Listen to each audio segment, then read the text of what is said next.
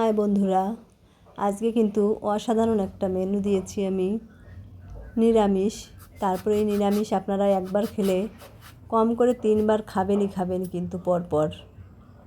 দেখুন, বেগুন নিয়েছি আমি, বেগুনটা এভাবে কেটে নিলাম 4 ফালি করে। আর বোটাটা যেভাবে কেটেছি একদম পুরা আস্ত বেগুনই কিন্তু রয়ে গিয়েছে। আর 3-4টে আলু নিয়েছি আমি অর্ধেক করে কেটে।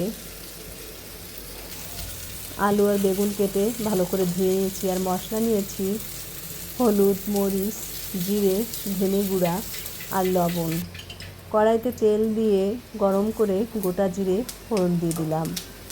এখন আমি আলুগুলো দিয়ে ভালো লাল করে ভেজে নেব আর সঙ্গে একটু লবণ দিয়ে দেব, তাতে করে আলুটা সুন্দর নরম হয়ে যাবে। একটু পরে আমি হলুদটা দিব, তা না হলে হলুদটা পুড়ে যাবে। এখন বেগুনগুলো দিয়ে দিয়েছি।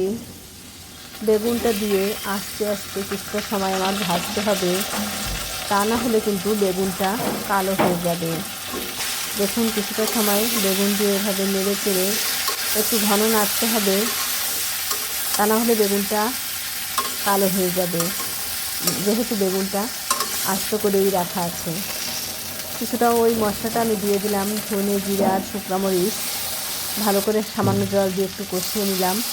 এখন জল দিয়ে দিলাম। আমি কিন্তু গরম জলটা ব্যবহার করেছি, কারণ গরম জল দিলে আপনার বেগুনটা কালো হবে না। এভাবে আপনারা একবার খেয়ে দেখলে বুঝতেই পারবেন, সত্যি কিন্তু অসাধারণ। একদম মাছ মাংস কিছুই লাগবে না। এখন আলুটা দেখলাম নরম হয়ে গিয়েছে। কিছুটা আলু আমি উঠিয়ে নেব। কিছুটা আলু উঠিয়ে নিয়ে একটু ভেঙে দিয়ে দিলাম। আর আলুটা কিন্তু আমার একদম নরম হয়ে গিয়েছে, তাই গাঢ় করা ঝোলটাও আমার গাঢ় হয়ে যাবে। এখন কয়েকবার একটু এভাবে নেড়ে চেড়ে সামান্য একটু গরম মশলা গুঁড়া আমি দিয়ে দেব, কিন্তু তাতে করে নিরামিষের স্বাদটা আরেকটু বেড়ে যাবে। 1 চা চামচও পরিমাণ দিব না, 1/2 চা চামচ গরম মশলা গুঁড়া দিয়ে দিলাম উপর দিয়ে। এটা কিন্তু আমার ব্যালেন্স করে রাখা যে গরম মশলাটা। এখন নামিয়ে শুধু পরিবেশন করা। দেখুন, হয়ে গিয়েছে আমার। কয়েকটা কাঁচামরিচ দিয়েই নামিয়ে নিলাম। একদম অন্যরকম একটা রেসিপি, সামান্য মশলায় রান্না, অনেক মজার একটা নিরামিষ রেসিপি।